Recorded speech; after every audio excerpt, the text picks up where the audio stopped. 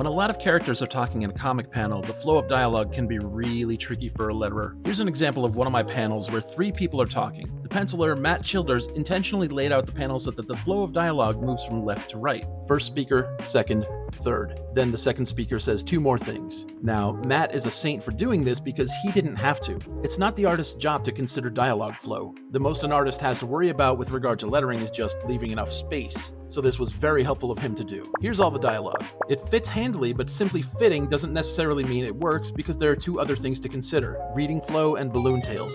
Here's how this layout would work with just fitting and reading flow considered. Crossing balloon tails just isn't done in polite society, darling. That's Bush. Bush League. Here's how it would work with just fitting and balloon tails considered. It fits, but now you're not sure which of these 2 balloons to read first, and that's a major no-no. So here's what I came up with. It works. I could slide these balloons down here, but I like to keep my balloons in the negative space whenever possible. So then I thought I'd give myself a challenge. What if I flip the panel? The speaker order is reversed, but the order of the balloons doesn't. First speaker, second, third. So I came up with this. And this isn't ideal.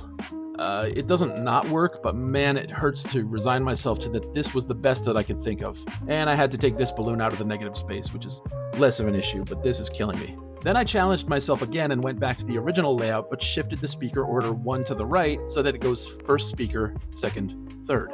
So okay, there's a new issue here with the second speaker's second and third word balloons. Now you either have to cross the space between the conversing characters, which I think you could get away with, but only as a last resort, or loop the tail up around the first balloon, which is so insane I can scarcely look at it. Both of these options suck.